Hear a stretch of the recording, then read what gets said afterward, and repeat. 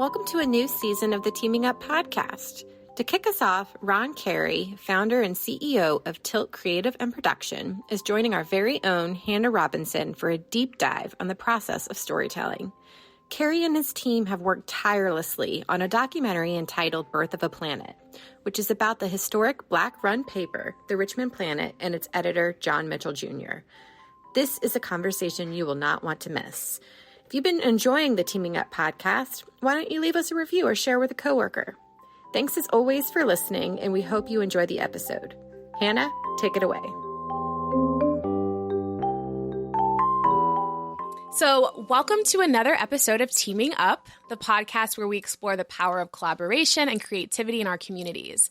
I'm Hannah Robinson, and I'm thrilled to be sitting down with master storyteller and founder and CEO of Richmond-based creative and production company Tilt. Welcome to Ron Carey. Thank you so much for coming out today. Thank you, Hannah. It's a pleasure to be with you today. Well, so this episode really revolves around the art of storytelling and discovering the stories that are already in our own backyards that we can become the storytellers of. And I know that your team at Tilt produced A Birth of a Planet, and it really just shed light on the inspiring story of Richmond's fighting editor, John Mitchell Jr., and the historic Black-run newspaper, the Richmond Planet. And so that documentary not only captures the essence of Mitchell's legacy, but also illuminates the profound impact that the Richmond Planet had on the community here. And the documentary, correct me if I'm wrong, premiered in June of 2022. June of 2022. At the Richmond International Film Festival. That's exactly right. And then it aired for all to see on BPM back on February 28th. That's correct. Year? Yep. Great. Well, Ron, before we get started, I would love to just hear a little bit about Tilt and the company and kind of what your role is there. Well, it's always good to be with you again. As you know, we worked together on the Birth of a Planet film, and it was a special time for us. Tilt just turned 6 last week, and we started Tilt with this notion of having an integrated marketing firm that could both have creative services and production capability. It's just been an amazing journey for us in terms of building the company over time and working with some of our wonderful partners at Audi and Wounded Warrior and Walmart. And we've had a chance to kind of really build quite a bit of content over that time. So it's been amazing. That's amazing. Happy belated birthday to Tilt. Thank you. Well, I'm a big fan of Birth of a Planet, and I'm really just curious to ask, what was it about John Mitchell Jr.'s story and the Richmond Planet story that, compelled you to want to create something on this scale and also all in-house? Well, it's interesting because we thought we were looking for something interesting to do with a mural in the back of our studio wall located in Scott's Addition. And we felt like there were so many amazing stories that had been told about Richmond leaders. And then one of our folks, Chief Content Officer Scott Crooker, came across this story about John Mitchell Jr. It was like a thread, right? He started pulling on it and got curious about John Mitchell. Who did he do? Who was he?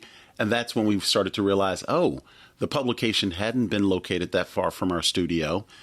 He had been this amazing, powerful, strong figure at the same time that Maggie Walker and a number of influential leaders were coming about. And we just felt like the story, we were drawn to the story. Mm-hmm. That became the mural, which then led to we think we need to tell more of this story and go a bit deeper, again, pulling on the thread. And the deeper you got into it, the more you started to realize what an influential figure that John Mitchell Jr. was. And as it turned out, we had so many parallels between members of our team that knew the Mitchell family that it started to feel like, wait a minute, this is a gift and we need to be the ones who tell this story and bring it to life. So that's how it came to be. That's incredible. And I know for me, before working with you all, there were so many things that I felt like this documentary uncovered for myself as a Richmond, someone who lives and plays and works here, going down, Jackson Ward and seeing these murals and seeing this person that is very recognizable for a lot of people, but they may not know who exactly he is. Yep. So after working with you all, I'm now going through and I'm like, I see so many different images of John Mitchell Jr. surrounding us on a given day. And so it's really great to start to learn his story. Well, and that's the amazing part, right? There was it's an amazing story that once you look around, landmarks are everywhere that might have something to do with John Mitchell Jr., but it's amazing how many of us didn't know John Mitchell Jr. or even know the story. And interestingly enough for me, I mentioned some of his family members earlier. There were a number of those folks that I knew. I didn't know they had any relation to John Mitchell Jr., nor did I know who he was. But what a powerful figure. And so much of his legacy carries forward to this day, and their family members, a lot of the values are still present with them. Absolutely. Yeah. And Birth of a Planet is the first of its kind for your agency, kind of doing an in-house kind of production. How did you transform it from an idea, this kernel of an idea, into an actual project to pitch to your team? What did that look like? So it's funny. We actually didn't pitch. The team came back to us. And so what started simply as, let's capture some video. Let's gather a little bit more of the story of John Mitchell and do maybe a 2-minute, like we do sizzle reels all the time. So do a 2 to 3 minute video that would be a companion piece to the mural in the back of the wall. And then I think once the story started to evolve, it didn't even have a budget at the beginning. But once the story started to evolve, the team came back and said, we think it would be fantastic if we can shoot more footage around Richmond, if we could broaden the story out, if we could do some animation in it. Certainly it's going to need more music, and really talented audio person Eric Heiberg developed all of the music for the film. And so it really started to come to life. And then we started to realize in addition to telling an amazing story, this could be an amazing statement piece for us as a company, for something that we would want to put in the world that just demonstrates kind of the power of kind of integrated storytelling. Well, and I was thinking about that too. I mean, the story is so incredible, and obviously it's a Richmond story, but it's also a national story and something that can speak to so many different people. But on the flip side of that, it also showcases what Tilt does as an agency so well. I mean, it has like all of the greatest parts of your agency in one. Yeah. So I think it has to also be great for future clients and clients that you have now to be like, this is what the team is capable of. Well, thank you. And I think, it's amazing when you start a business, you watch that business come to fruition, and then you watch the quality of work that gets developed. And so it's amazing to do what we do for clients. But then it's really amazing to watch the team be passionate about something like this and just pour everything into it. And know that it came out of our studio right in Richmond, Virginia, which is pretty cool. Yeah. What were some of the, feedback and things you were hearing from other creatives in the space for people watching this and seeing what you all created? Oh, I think that it was the culmination of all these capabilities that we had talked about being available, and us walking around as leaders in the company saying, these tools are here, the camera's here, the creative talent to write, the research, all of this is here.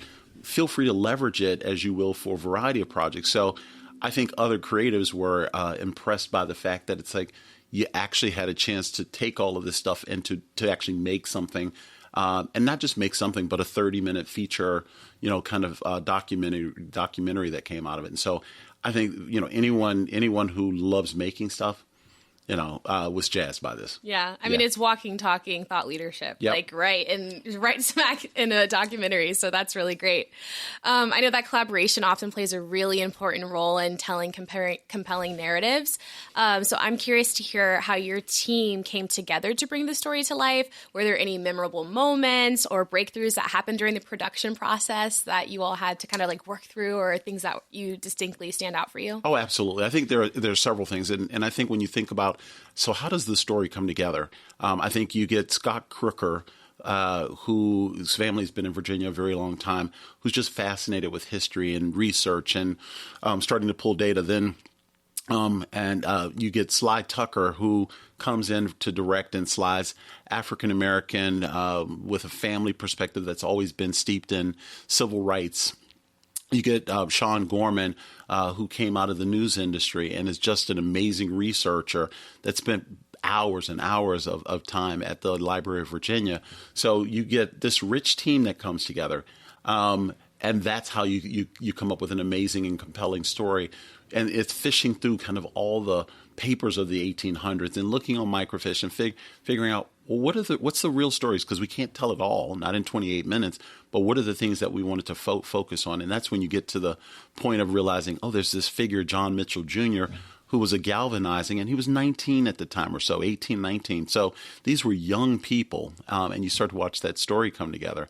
And then I think the real lessons, or, you asked about the interesting conversations you recall. I think the conversation is around race as a conversation. I remember Scott and I often sitting down and talking about how do we want to tell this story, right? The fact is we didn't want to beat people over the head. We didn't want to make it directive. We wanted it to be thought-provoking and educational so that folks can then draw their own conclusions. So that was an interesting balancing act. And I think it was also interesting for some of our Caucasian counterparts to realize, oh, wait a minute, there's this world in African-American society that they didn't even know existed in terms of restaurants and dining and education and societal trends that the same things were going in the white community. But this was the first awareness that some in the white community had that, wait a minute, African Americans had the same thing. So it was really interesting in that regard, just to look up and have to at times go, no, this is exactly what we would have been doing and what we would have been thinking at the time. So yeah, but it was good. And the parallels, I think, as well, when you think about John Mitchell Jr. and all of these men who came together, these black men who came together to create the Richmond Planet, and how they were up against so much adversity. And it was honestly a really dangerous thing to do at the time, to be telling these stories and to be uncovering the horrors of kind of what was going on. And then now you have, fast forward all these years later, a group of individuals coming together. You have black men, you have white men, you have all different types of people coming together, telling a story. And there's still so much adversity in the world, but there's almost a different lens in which we're able to look through and tell these stories. And so I find that really intriguing and interesting.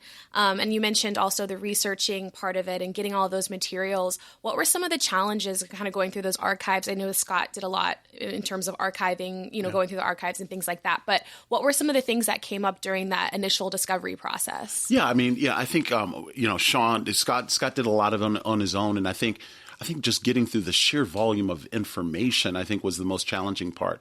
But I think you just hit on a point, and that the point was regarding the information that's available in African American and Caucasian people coming together in a modern day society. I actually think that John Mitchell Jr. left us a blueprint for how you work together in terms of solving and figuring some of this stuff out, and how do you start to shape a better society. But I think it was instructive because all of what we needed to know had been left there, and it had been left because he was purposeful about taking the paper and sending it to the governor.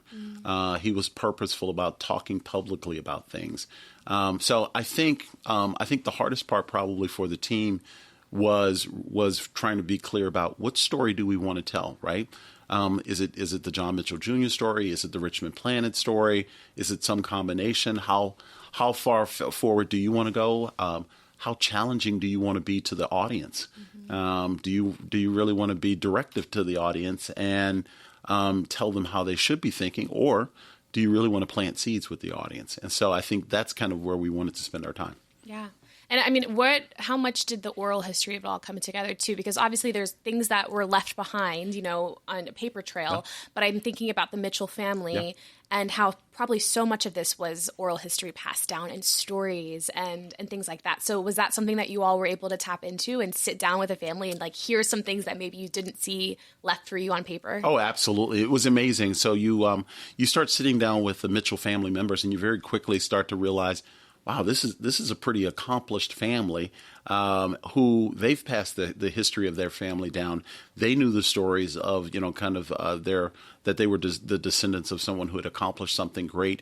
They also knew kind of the perils of, if one's not careful about how they manage. And John Mitchell talks about that today. But if you're not careful about how do you manage kind of some of the pressure and everything's not a fight, but if you don't manage that the right way, you can create a lot of challenges, and also you can affect your voice as the messenger. And he talks about John Mitchell Jr. continuing to fight that fight, even though it sometimes, fighting wasn't what was necessary.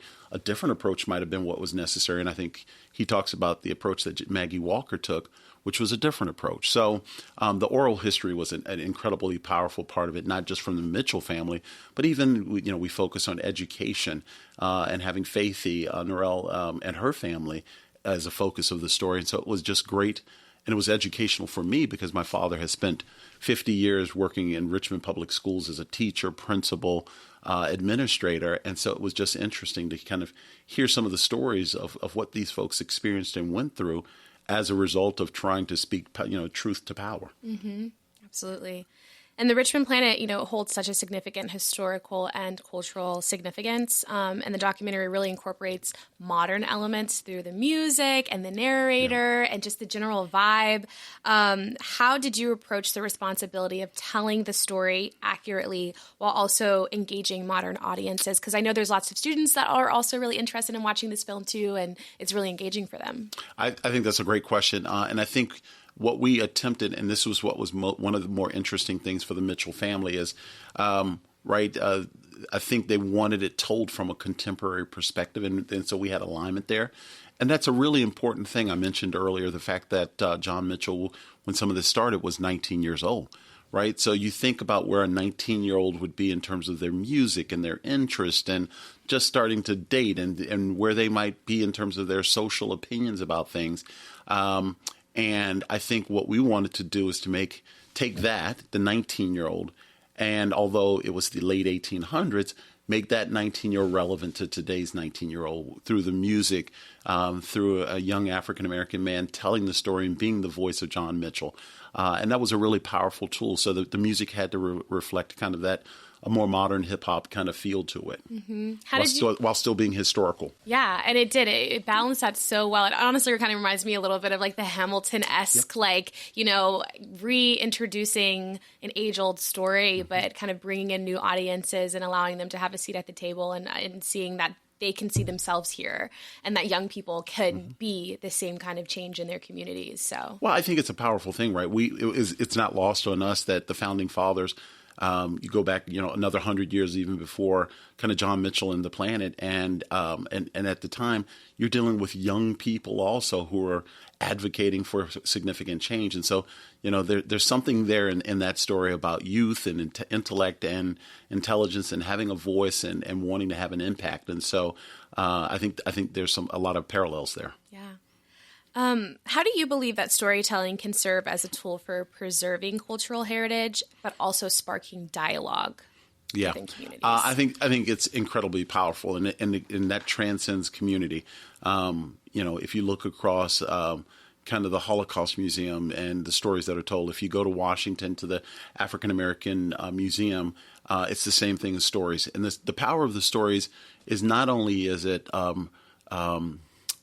reflective of having an opportunity to look back and to see kind of where we came from. It's also incredibly instructional for kind of where we go moving forward. And I think over the last 2 years, as we've brought this story out to the world, when we're talking to audiences, one of the more important things I want to leave the audience with is this notion that there's been no greater time to be a storyteller than right now.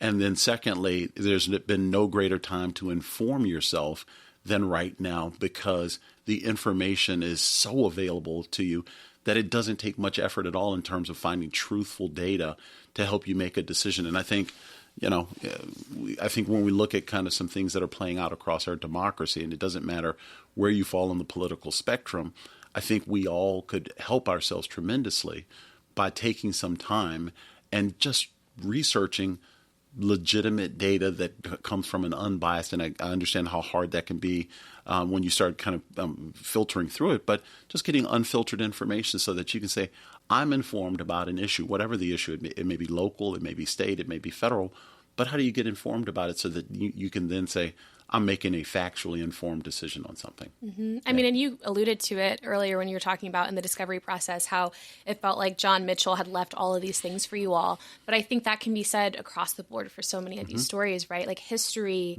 has left us a blueprint for how we can move forward in a better way. And I think you touched on that so beautifully. And, I think one of my questions for you is, as someone who's founded a creative agency, what advice would you give to people who are looking to do maybe something similar, or who are looking to kind of look back into the past and find those important stories? What would you say to them if they were sitting right here? Yeah, what I would say is it feels hard and it feels challenging and it feels uncertain, but put your plan together, have a vision for wanting to for what you want to put into the world. Why is it different than what else might already exist?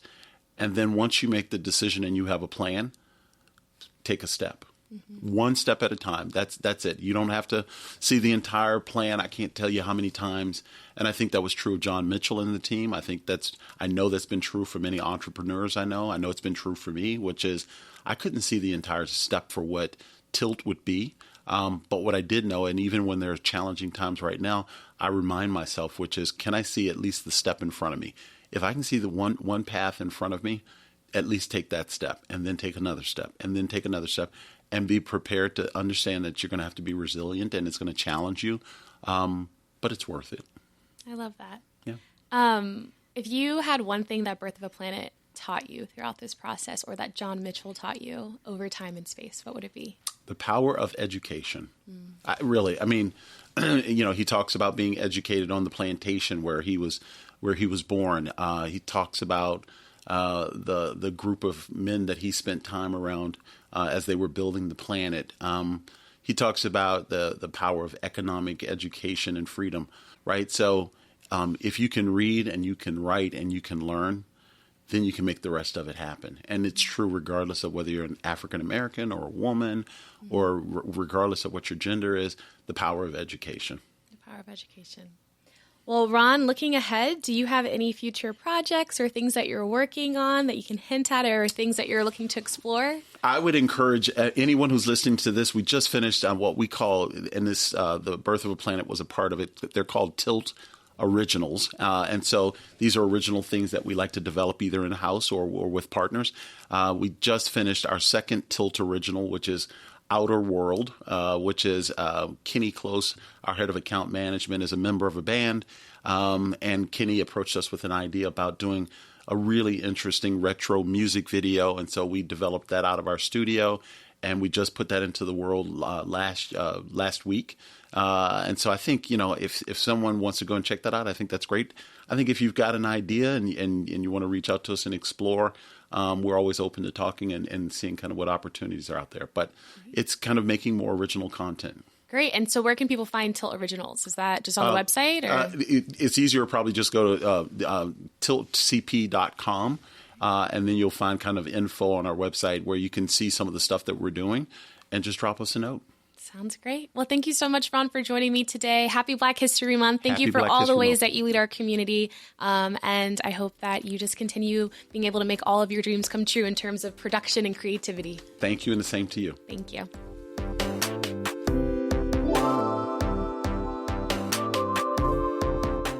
Thanks for listening to the Teaming Up podcast. Teaming Up is brought to you by the Hodges Partnership, a strategic communications agency that specializes in storytelling through public relations, media relations, content marketing, and social media. The Teaming Up podcast is a Happy Committee production. Episodes are released monthly.